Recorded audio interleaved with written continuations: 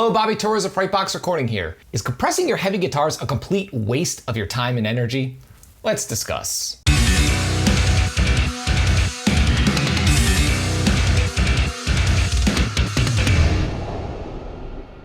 So before we dive into today's tutorial, I just want to let you know that if you're new to mixing, you have to keep in mind that so much of the results that you achieve in your home studio come down to understanding basic EQ and compression. And because of this, I'm offering you direct access for absolutely free to my crisp and clear heavy mix formula. The heavy mix formula is comprised of three main things: an EQ and compression mixing cheat sheet with clickable links to private mixing tutorials for each of the main instruments, as well as multi-track downloads that accompany each of the tutorials, so you can be working with the exact same files that I'm mixing in the videos, so you can mix along with me. Again, the crisp and clear heavy mix formula is absolutely free, and there's a link below in this video's description. You could have direct access right now. So now let's talk about compression and heavy guitar tracks. I get this question all of the time, and I find it pretty interesting because of this. Let's look, and I say look for a reason, let's look at what heavy guitar tracks look like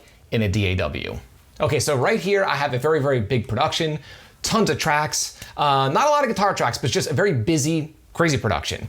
Two main rhythm tracks with a couple of leads. Let's look at the two main rhythm tracks. Now these two rhythm tracks are just a basic heavy tone. They're from a 5150 that I'm mic'd up in my studio through a Mesa Boogie cab, SM57, a very basic setup. If we look at the waveforms, I'm actually gonna change the color to make it super duper apparent. If we look at these waveforms, they are extremely compressed, right? These two purple waveforms here, super compressed. And it's simple, we have to remember heavy guitars are already compressed before you even mix them. That's just the nature of heavy guitars, because heavy guitars are distorted, and distortion is a form of compression. So I get questions, especially from newer mixers, what compression should I use on my heavy guitars? What kind of compression is gonna help my guitar tone? And in reality, compression is gonna do very little to your heavy guitar tone. So much of a heavy guitar tone comes down to just dialing the tone right at the source. So that begs the question, how do I approach compression on my heavy guitars? And I do have a few techniques that I rely on in every single mix, and that's what I'm gonna share with you in this tutorial. So I'm gonna pick one of the most difficult sections of this song to mix, and that's where there's a lot of chugging happening. And I'm gonna share with you my approach to compressing heavy guitars in a way that's transparent and isn't gonna necessarily change the guitar tone, but just help an area that's so commonly a pain in the neck. Let's check it out.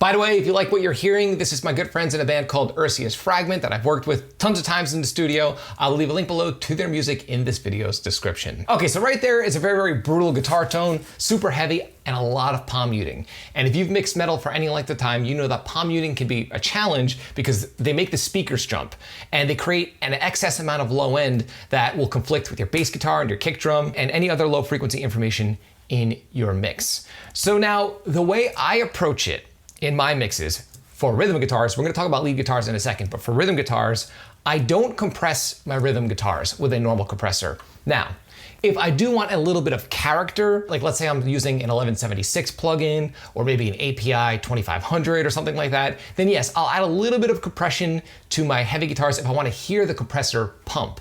But here's the important thing to remember. A compressor is not going to improve your guitar tone. It's not going to improve your guitar mix. It can add character to a heavy guitar sound, but it's not like when you're mixing acoustic guitars that are very spiky and dynamic, or clean guitars, or even semi-distorted tones where there's an actual issue with dynamics that you need to settle. It's not like that with heavy guitar tracks, except for that annoying range where palm mutes will get out of control. Here are my two heavy guitar tracks. There's nothing on the channels themselves, they're completely dry. On my actual guitar submix, I have this thing called a multiband compressor. Now, what a multiband compressor is, if you're not familiar, is a compressor that can compress individual bands independently. So for example, there's a band here that I have set from 16 hertz all the way to 102 hertz, then another band from 102 hertz to 220 hertz, and then another band from 221 hertz to 11,000 hertz, and then finally the final band is everything above that. Now, In this compressor, this multiband compressor, I'm not using any of the other bands except for one, and that's the range from 102 or 100 hertz to around 220 hertz. That's going to be the area that's going to generally be problematic when you're dealing with heavy guitars that features a lot of palm muting. So in a sense, what I'm doing is only compressing the range that gets out of control. And in this case, it's the low end on my guitars. So what I'm going to do now is I'm going to bypass this multiband compressor, and I'm going to play this section of the track and pay close attention to the palm mutes.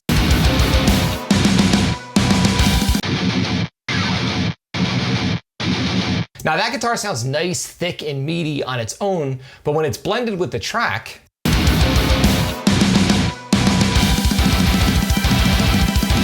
it really does muddy up my mix. And what's annoying about this is the guitar can sound awesome during all of the higher chords and some of the leadier parts on the rhythm tracks, but as soon as they go to those chugs, it becomes problematic. Now, instead of me going in there and making overly complicated EQ moves that's gonna, take away from the tone, this is a lifesaver. By engaging this multiband compressor, I'm compressing that range again from around 100 hertz to 220 hertz. By a few dB, it's ducking or just helping to tame the range of the guitar tone that's annoying. By the way, if you look here, you can actually see how much gain reduction is taking place in the plugin. Pay close attention.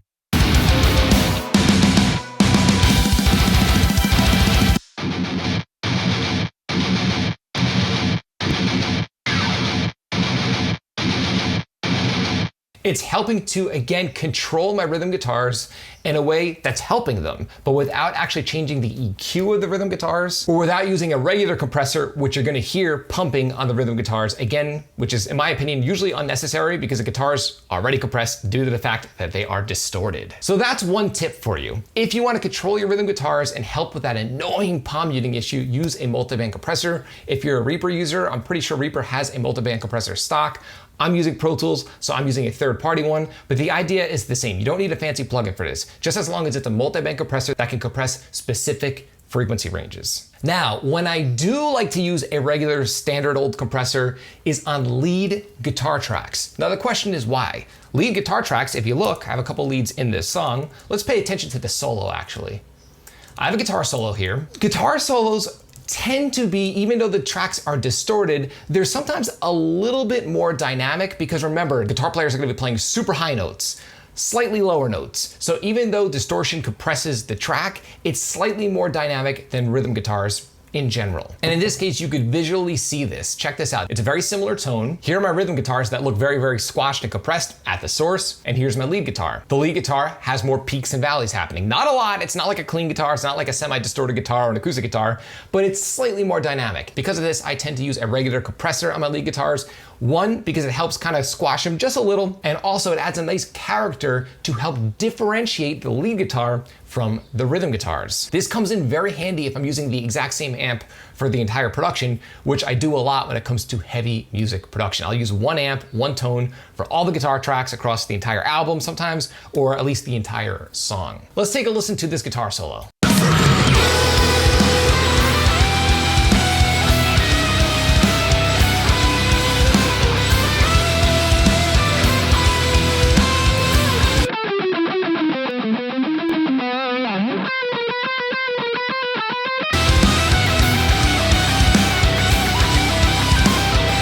And if you look here, you can actually see the amount of gain reduction in the compressor. Pay close attention.